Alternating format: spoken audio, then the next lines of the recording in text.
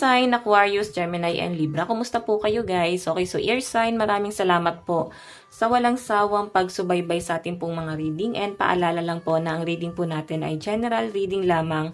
So maaari po kayo guys makarelate, maaari rin naman pong hindi, kaya gawing gabay lamang, okay? So tignan po natin, ear sign, Aquarius, Gemini, Libra, gabay kapalaran po. Gabay kapalaran po ng ear sign. Gabay kapalaran ng ear sign. Ear sign. So guys, meron po tayong promise. Responsible, confirmation, and assurance. Wow, mukhang makukuha mo na yung inaantay mo guys na assurance sa person mo. And yung iba sa inyo guys na para bang nag-aantay pa rin ng pagbabago para sa kanilang person, past person. So, ear sign, nakikita ko rito, yes, mukhang sinusubok pa rin. Siguro guys, nag-aantay pa rin ng ano ba yung maibibigay na assurance? Or tinitignan nyo kung etong taong to is responsible na ba? So, may inaantay kayo sa galaw na tong taong to. Tignan po natin, meron tayong memory. Ayan, meron tayong remembrance, commemoration, and reunion. Okay, malabo na yung sulat ng card ko guys. Mahirap na basahin. So yun guys, siguro merong magaganap na reunion, celebration, or maaring meron kayong isi-celebrate dito. Maaring, ayan, baka may kasalan, anniversary, monthsary, yan, uso pa yan. Pwedeng ganyan guys, pa something na isi-celebrate nyo raw po ngayong araw or sa mga susunod na mga araw. Maaring may event na mangyayari. Or maaring masusurprise ka, baka magpo-propose na sa'yo yung person mo. Ayan, nakala mo wala siyang sinasahod or parang wala siyang plano sa relasyon nyo. Pero nagulat ka, meron siyang binigay na singsing sa inyo. Or pwedeng promise ring ba tawag ba? Hindi ko kasi na-experience yan, guys. Okay, tignan pa natin. Or pwede guys na meron kang inaalala sa past.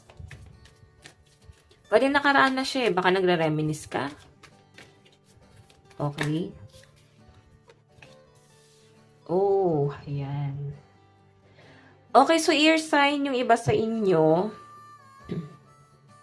Pwedeng ex mo na to. Or someone from the past.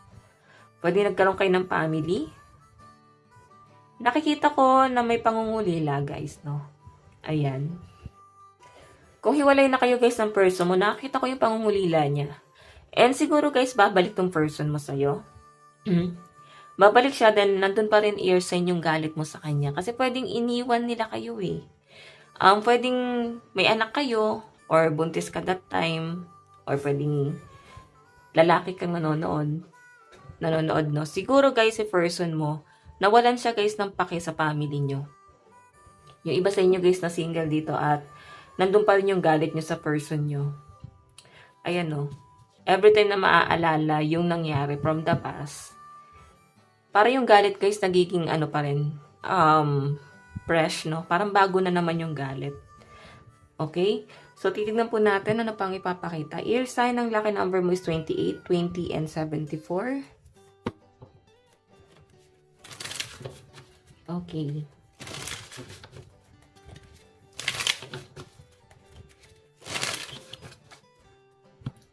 Tignan pa natin.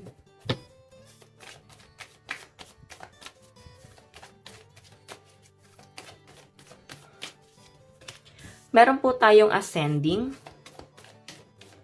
Additional message po kay ear sign. Meron tayong the runner. Diba? May hahabol, guys. So, ihanda mo daw yung sarili mo ear sign kasi mukhang may hahabol sa'yo. Or maaaring hindi mo pa siya maramdaman. Meron din ako nakitang new person. Parang dalawang tao yung kakonect ng mga ear sign. And may someone new na maaaring na tinatamaan sa inyo or nagkakagusto talaga sa inyo ear sign. Okay? And yung iba sa inyo ear sign, healthy choice, siguro pipiliin mo kung saan ka mas magiging kampante. Mas magiging matalino ka na dito. Yung iba sa inyo, maaari may panghihinayang or pwedeng inaalala mo dito is galit ng isang tao sa'yo. Pwedeng malapit sa'yo, kamag-anak, kapamilya, kaibigan. Ayan. Basta guys, ito na-feel ko rito, may magpapatrigger sa inyo, galit siya sa nakaraan. Na para bang naalala nyo siya ngayon sa kasalukuyan. Okay, tignan natin sa love life mo. Okay, baka ipakita sa love life. Love life po ni air sign. Sa love life po ni air sign. Okay, so guys, meron tayong the Fool.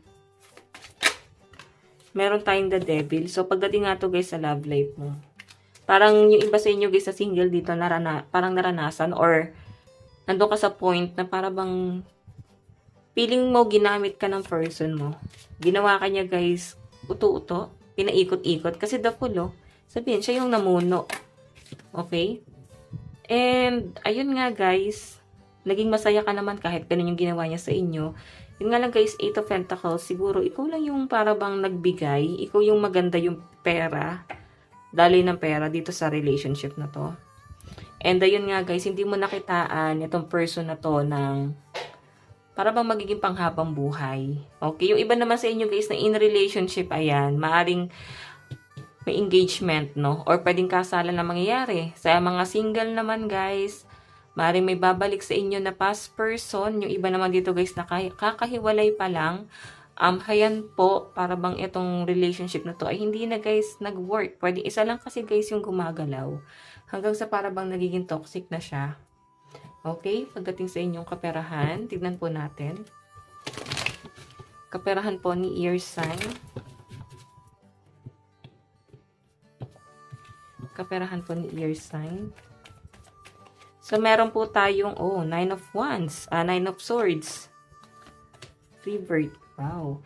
Ibig sabihin guys, nandito kasi yung family. Nakakatuwa guys kasi nandiyan pa rin ang family nyo na nakasupport sa inyo. Kumbaga kahit bali-balig ta rin nyo man guys, ang sitwasyon sa pinapakita sa akin dito, air sign, family mo pa rin yung magiging sandalan mo or makakatulong sa inyo. Okay? Nandiyan guys yung death and rebirth, maaaring may mga pinagdadaanan ka, hindi mo na guys sinishare sa family mo or ayaw mo nang i-open. Yun po yung pinapakita dito. Death and rebirth, so may ending and new beginning. Ibig sabihin, may natapos, pero may new beginning.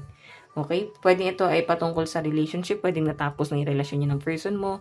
Kaya yung iba sa inyong ears ay nag-focus ka sa responsibility mo sa mga anak mo or sa mga magulang mo. Masaya ka naman sa ginagawa mo guys. Or yung iba sa inyo guys na in relationship, ayan, sabi ko nga dito guys, maaaring hindi naging maganda yung karanasan mo sa past person, pero yung new person na para bang karelasyon mo ngayon, handa ka guys panindigan. 10 of Pentacles, family. So, stability. Yung person na to guys ay magaling pagdating sa pera.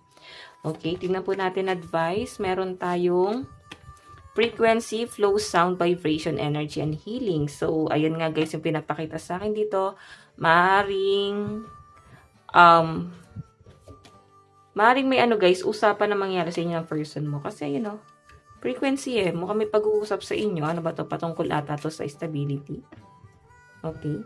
Or natutuwa kapag kausap mo siya kasi parang feeling mo nag-heal ka na rin. Okay, so guys, ito lang po ang inyong reading. Hanggang sa muli. God bless and love you all. Thank you.